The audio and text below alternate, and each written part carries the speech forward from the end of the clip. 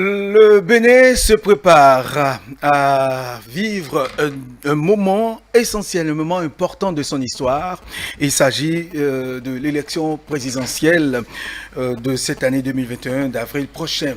Et avant tout ceci, en tout cas toute la classe politique, le gouvernement, tout le monde est mobilisé pour la bonne organisation de cette élection qui ouvre une nouvelle voie au Bénin, puisqu'il s'agira d'élire un président. Mais depuis quelques jours, nous assistons donc à des propos de violence, des propos qui incitent, qui invitent les compatriotes, les citoyens à la violence, à des positions qui ne nous avantagent pas. Alors, à qui profiterait la violence? À qui profitent ces propos qui invitent à la violence? Une question que nous nous posons aujourd'hui au cours de cette causerie matinale. Et pour en parler, nous avons avec nous Stanislas Benoukoua. Stanislas, rebonjour. Bonjour, Teodul Moussa, bonjour à nos invités en plateau, bonjour à tous. Très bien. Boko Victor est avec nous aujourd'hui. Vous êtes l'un des membres de l'Observatoire pour la bonne gouvernance, l'éthique et la citoyenneté. C'est plutôt l'Observatoire de la jeunesse pour le développement et la citoyenneté. Très bien. Ouais. Merci d'être là ce matin. Merci. Bonjour aux auditeurs et aux téléspectateurs également. Et M. Moussa Raimi, métaphysicien, pour nous expliquer de façon spirituelle et métaphysique et tout ce que cela peut engendrer. Victor Boko, c'est vrai que nous remarquons ces propos, nous les lisons, nous assistons à cela, ces propos qui incitent les gens à la violence. Il faut faire remarquer tout de suite que nous sommes dans le processus électoral. Il faut saluer cette manière diligente dont la Sénat conduit les opérations, quitte à nous amener à la tenue effective de ces élections.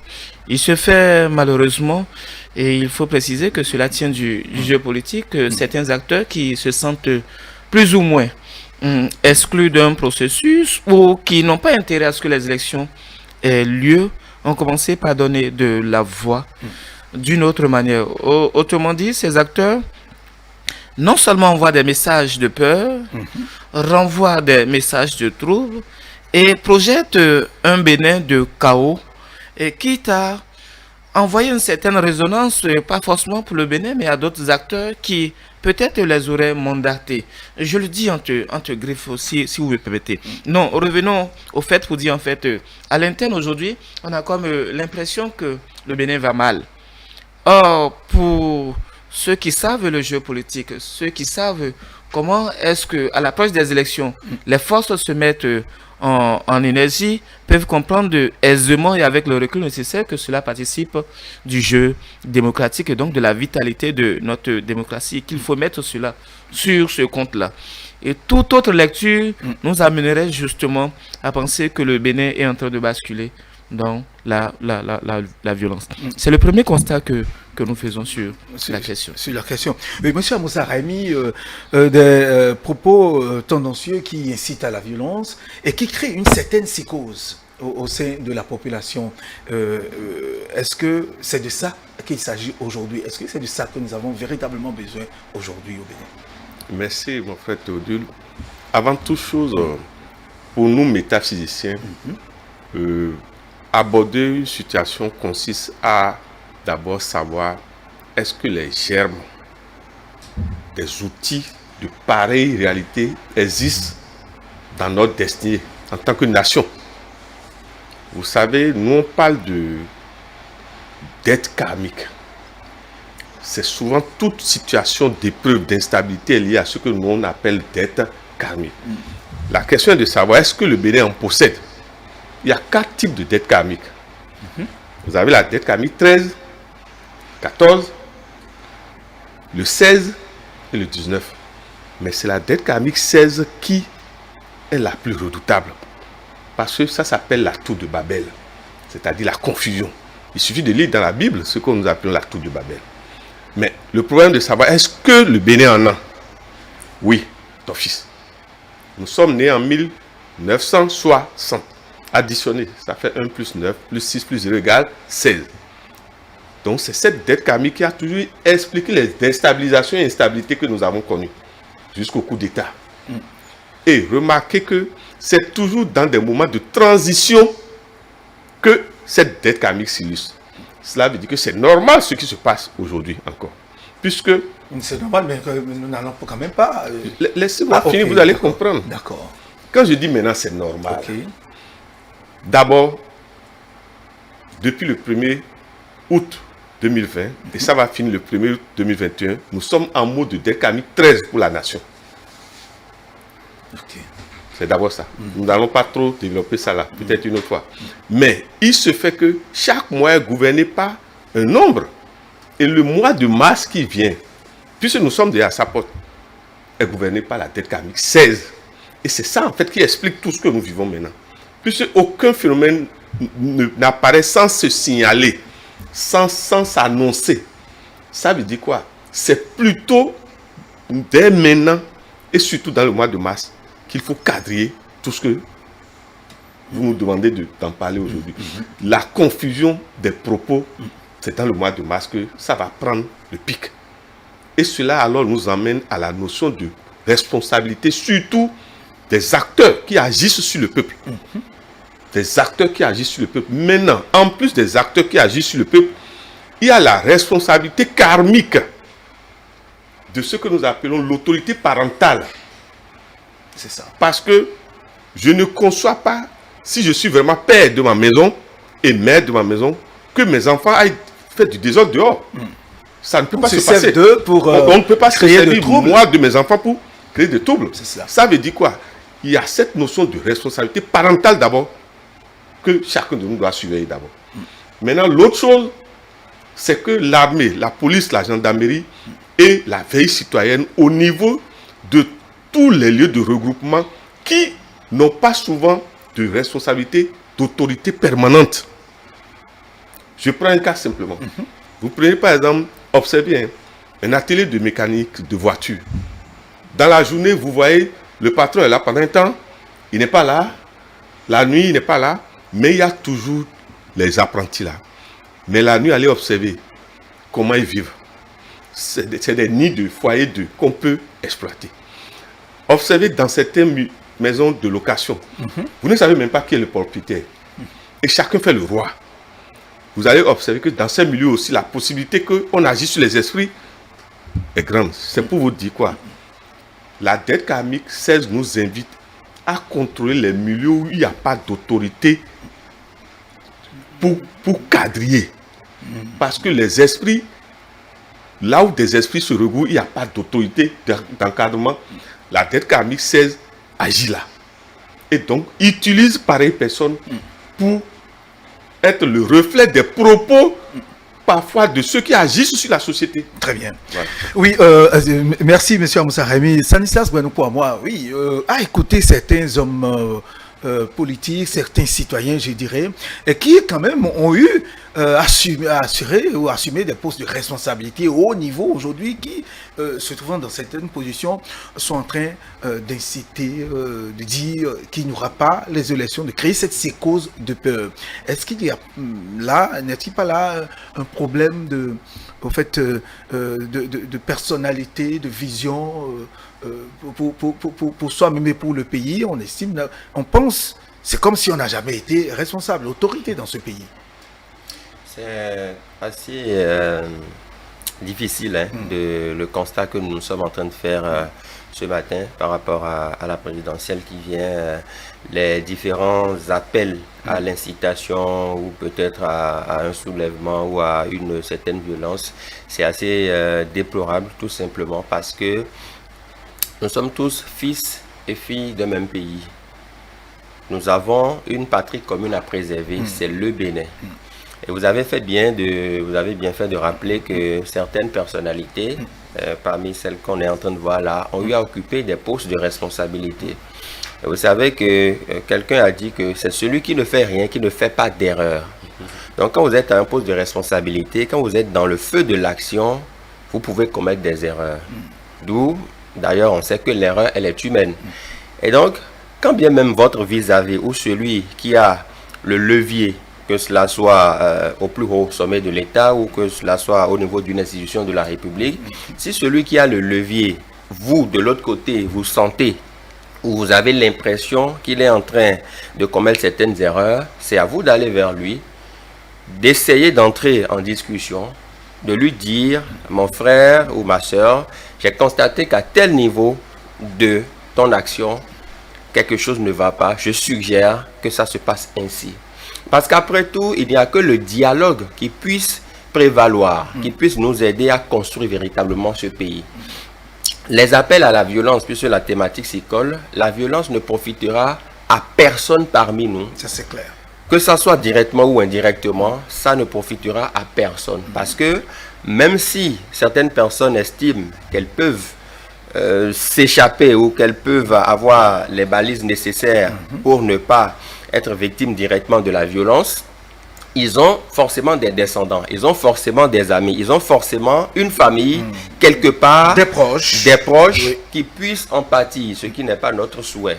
Quand on regarde un peu tout ce qui s'est passé, parce qu'on ne peut pas évoquer ça sans faire allusion aux législatives de 2019. Bien sûr, parce que beaucoup sont dans cette logique pour que ces événements se reproduisent. Or, ce n'est pas de ça qu'il s'agit aujourd'hui. C'est ce que je voulais dire en fait. C'est que quand vous regardez un peu tout ce qui s'est passé en 2019, on comprend aisément que certaines personnes voudraient un bis repetita de ça. Ce qui ne peut pas marcher. Pourquoi? Parce que en 2019, on a tout fait pour vendre la peur aux Béninois.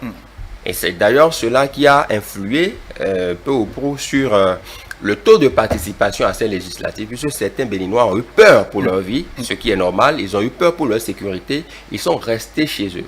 Et c'est la même situation que certaines personnes veulent reproduire. Et je crois, quand on lit un peu les événements, le gouvernement n'a pas tardé sur la question par l'entremise de son porte-parole, le ministre de la Communication. Oui. Il a clarifié les choses, il a dit que l'État prendra toutes ses responsabilités pour assurer la sécurité, pour le maintien de l'ordre. C'est quand même assez fondamental parce que il y a un philosophe qui a dit que la liberté consiste à ne dépendre que des lois.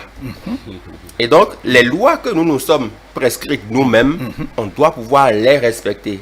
Parce que quelqu'un d'autre dira que nul n'est au-dessus de la loi. Et donc, par rapport à cela, nous devons savoir raison garder. Nous n'avons qu'un seul pays, nous n'avons qu'une seule nation. Les appels à la violence, ce n'est pas du tout le moment. On a toujours connu le Bénin comme étant un pays de paix, un pays démocratique.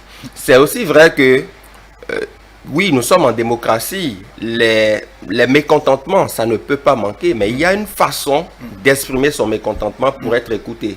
Il y a une façon d'aborder les problèmes pour que ça puisse être résolu. Parce que ceux qui sont dans l'action, ce sont des personnes humaines qui ont droit à l'erreur. Ça, ne nous le cachons pas. Ils ont droit à l'erreur.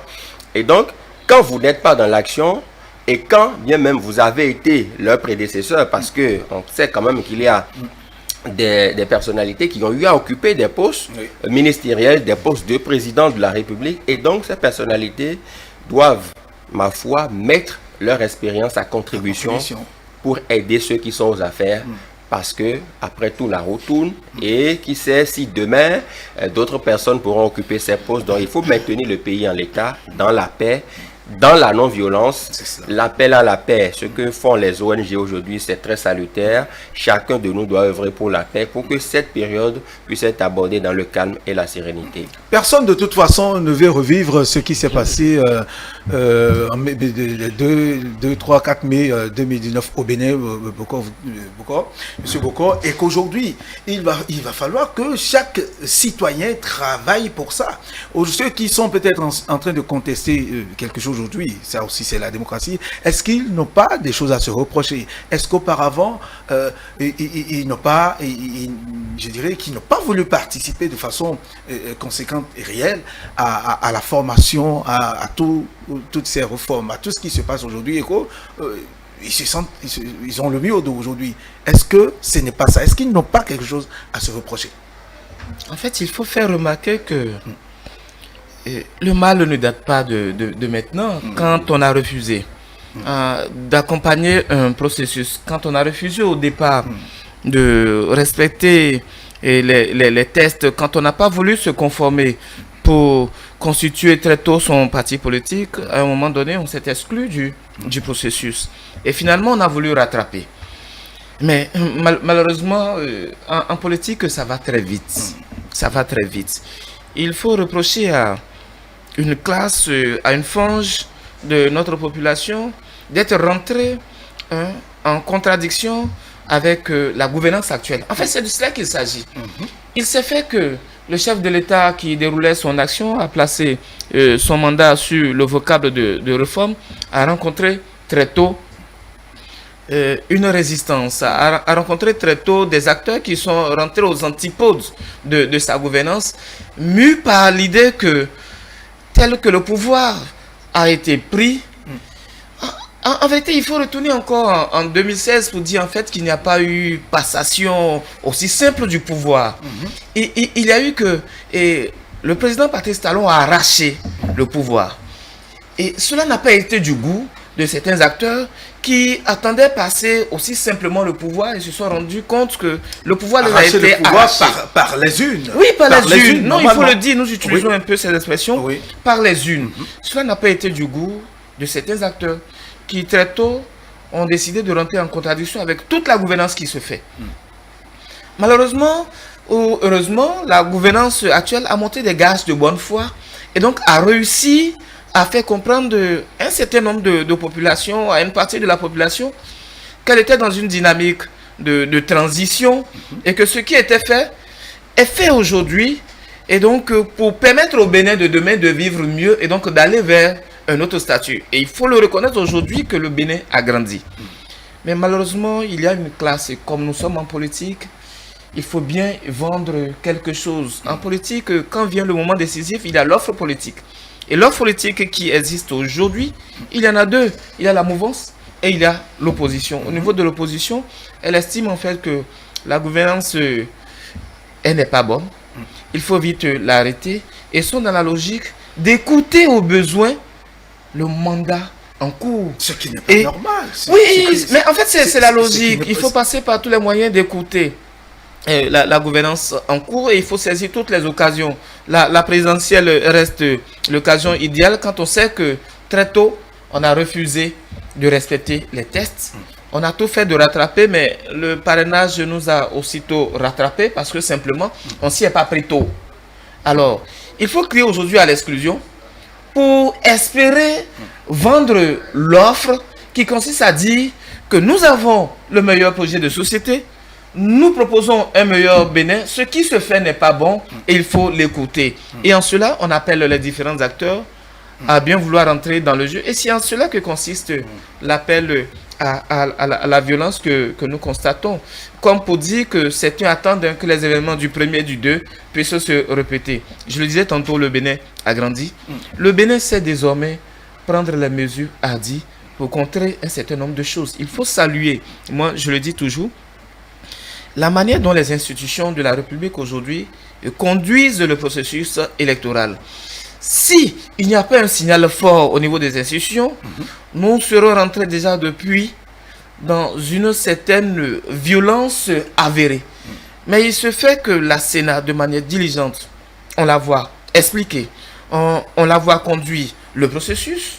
On a vu la Cour constitutionnelle qui est restée dans son rôle sur la base des candidatures, des duos présentés et au regard des tests, ont validé justement les duos qui doivent partir aux élections. Il est normal que quand vous ne vous retrouvez pas dans le processus, quand vous vous sentez exclu, que vous donnez de la voix. Ceci dit, il faut plus mettre l'accent sur notre population. Puisque le dernier mot revient à la population. Un petit aspect. Un exemple, nous laissons... C'est cette population-là qu'il faut éduquer. Et je suis heureux de savoir que notre population elle prend de plus en plus conscience de ce que c'est que la notion de l'État, de ce que c'est que les élections présidentielles. J'ai pu rencontrer des acteurs de la violence des 1er et des 2 mai. Notre ami qui a vu ses mains parties, moi j'ai pu le rencontrer. Figurez-vous que ces derniers se sont constitués en association et prennent aujourd'hui la violence. Tout à fait. C'est dit en fait que les acteurs ont commencé par comprendre que au-delà de tout le Bénin, il reste et que les scènes de violence ne feront que nous plonger dans des situations troubles qui n'augurent rien pour le Bénin. Autant s'accorder aujourd'hui à aller vers la paix.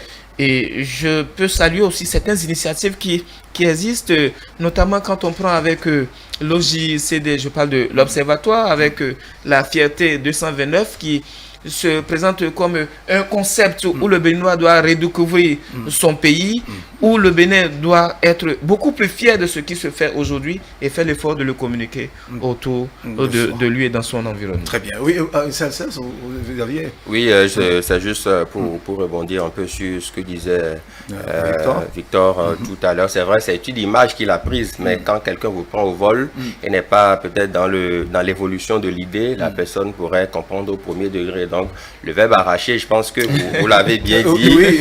Patrice Talon a été régulièrement élu en 2016, 65%. Donc, il n'a pas volé sa victoire. Il faut le préciser. Et ils le savent. Même ces citoyens qui sont en train d'inciter aujourd'hui à la violence le savent. Et il y a deux éléments que je voudrais prendre rapidement. Le premier, c'est que son adversaire, dans le temps, n'a pas tardé à reconnaître sa victoire et le féliciter. Première des choses. Seconde chose que je voudrais relever, c'est que la majorité des acteurs qui aujourd'hui ne sont peut-être pas d'accord avec la gouvernance ou qui veulent manifester d'une façon ou d'une autre, cette majorité a travaillé peu ou prou à l'élection de Patrice Talon en 2016. Les acteurs politiques n'ont pas changé pour autant. Quand vous voyez tous ceux qui sont là, ils n'ont pas changé pour autant. Il y a eu peut-être 2 ou 3 personnalités qui sont venues à la dernière minute, mais l'ensemble est resté. L'ensemble qui avait accompagné Patrice Talon en 2016 est resté jusque-là. Et donc, il a dit aussi que les acteurs ont commencé par comprendre que c'est la paix qui va. Et je pense qu'ils ont compris depuis ces acteurs-là. Ils ont compris, mais parce que le haut-toit, pour que je m'y mette, a pris le dessus à un moment donné, que ces acteurs n'ont pas voulu véritablement continuer par prôner la paix. Et j'espère que c'est seule la paix qui reste quand même notre garantie aujourd'hui pour que nous puissions avoir des élections apaisées, des élections dans la concorde, parce que la présidentielle, oui, mais il y a une vie après la présidentielle. Le Bénin doit continuer par tourner après la présidentielle. Nous devons y travailler. Oui, monsieur Amoussa Raimi, oui, tout ce qui s'est passé en 2019, visiblement, c'était envie de les revivre. Et on se pose la question de savoir en quoi cela leur profiterait. Avez-vous remarqué, vous avez dit quoi maintenant, 2019. Le millésime 19 est là.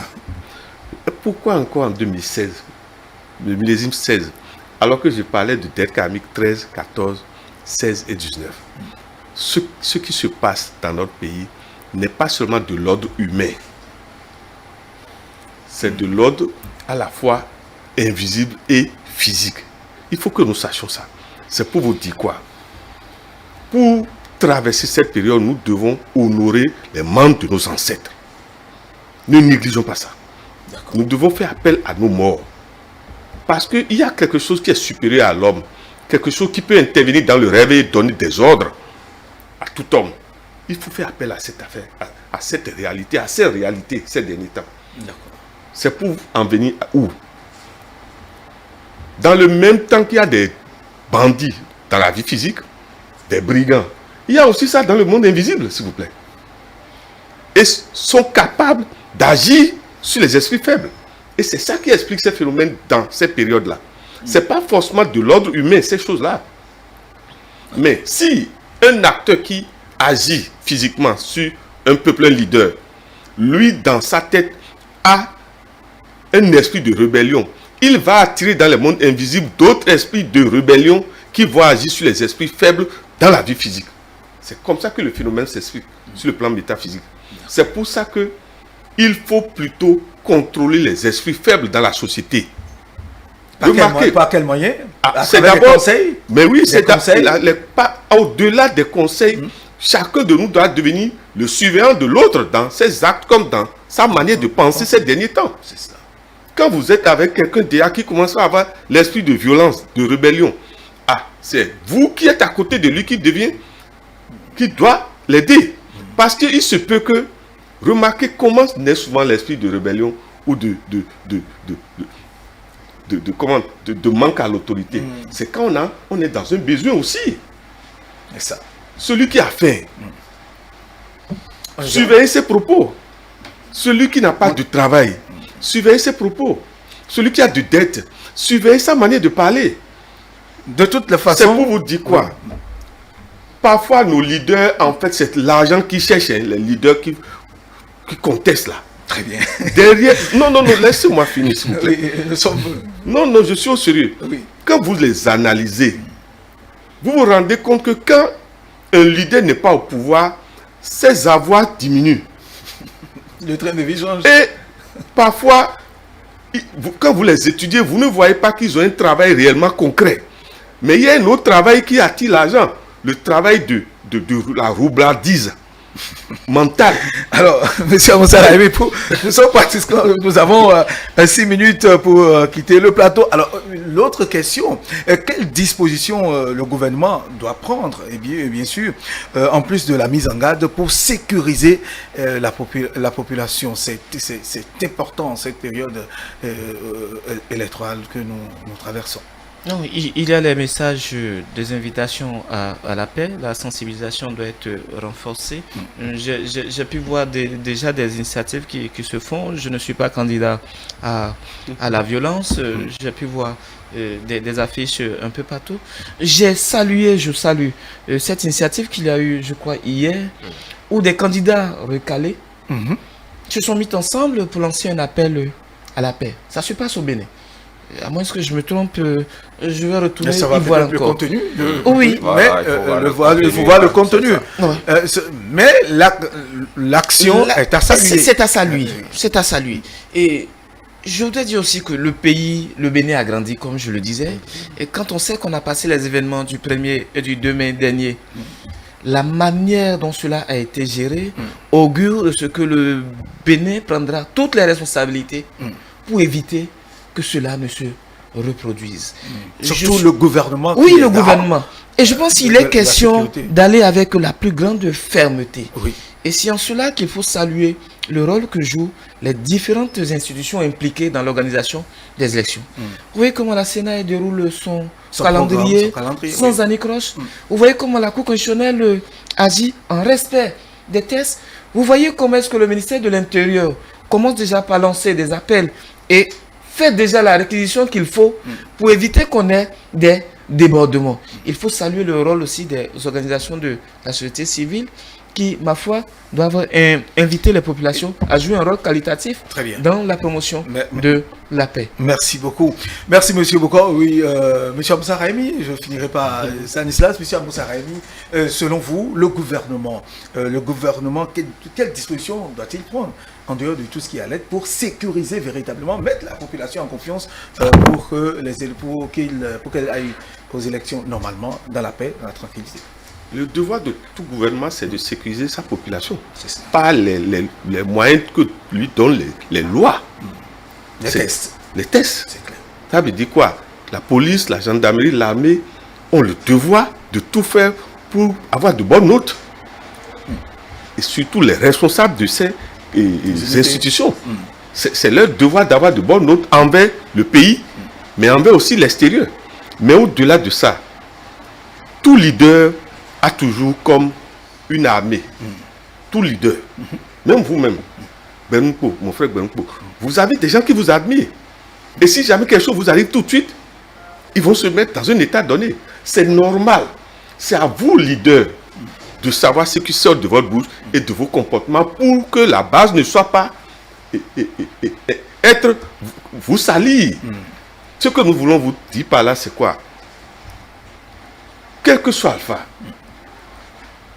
tout leader, si Dieu lui donne qu'il va gérer le pays, il va gérer le pays. Ça veut dire quoi? Le temps de chacun viendra en son temps. Est-ce que parce qu'on veut vraiment aider ce pays, on va permettre à ses enfants de souffrir, que le sang coule?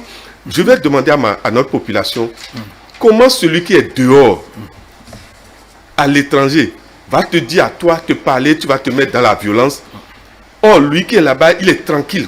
Le couteau ne le touche pas, rien ne le touche pas. Et lui te pousse à ce que toi, ton sang coule. Que chacun de nous réfléchisse. Quelqu'un qui est dehors, ou quelqu'un qui est dans une maison fermée, qui a des gardes-corps, lui, il est sécurisé, lui te dit, toi, va te mettre dans la violence. Je demande à la population de réfléchir à ça. Réfléchir à ça. Mais les bonheurs, non, ton ou autre, il y a une anomalie. Très bien. Que chacun de nous, excusez-moi, en dehors du gouvernement, que chacun de nous réfléchisse. Très bien. Merci, M. Amoussa Raimi. Stanislas Wenkwama, pour finir. Oui, avant de parler rapidement des dispositions que doivent prendre les autorités, on a vu une image en 2019 au niveau de la résidence de l'ancien chef d'État, Boni Yayi, où quand il y avait quand même certains mouvements de soulèvement, des images qui ont circulé sur les réseaux sociaux, où il était à l'abri. C'est un peu comme ce que disait Maître Amoussa Raimi. L'ancien chef d'État, Boni Yayi, était à l'abri. Il était, je crois, sur son balcon avec, en tout cas, avec ses amis. C'était quand même le confort parfait. Tandis que la population était dans la rue. Donc, on doit faire très attention. Mais le peuple est mature déjà et sait à quoi s'en tenir. Par rapport aux dispositions à prendre, le gouvernement l'a martelé par le ministre Alain Ogola, et donc tout sera mis en place pour que les élections se passent bien, pour que la sécurité soit renforcée, et donc il n'y a pas de crainte en la matière parce que la violence ne profite à personne. Et donc, on sait quand ça commence, on ne sait jamais quand ça finit. On ne sait pas quand ça finit. Donc, respectons les lois de la République, allons voter dans la paix, respectons le processus électoral parce que, je le rappelle, il y a une vie après la présidentielle. Très bien. Merci à vous, M. Amoussa Raimi, métaphysicien. Victor Bokor, merci d'être venu ce matin. Stanislas Wenkwama, merci à vous. Merci. À qui profite la violence à personne, on l'a martelé, on l'a dit, et prenons conscience, restons donc chez nous, suivons les conseils, respectons les tests, tout ce qui est fait, et ça se passera bien. Mesdames et messieurs, ainsi prend fin le matin de ce vendredi.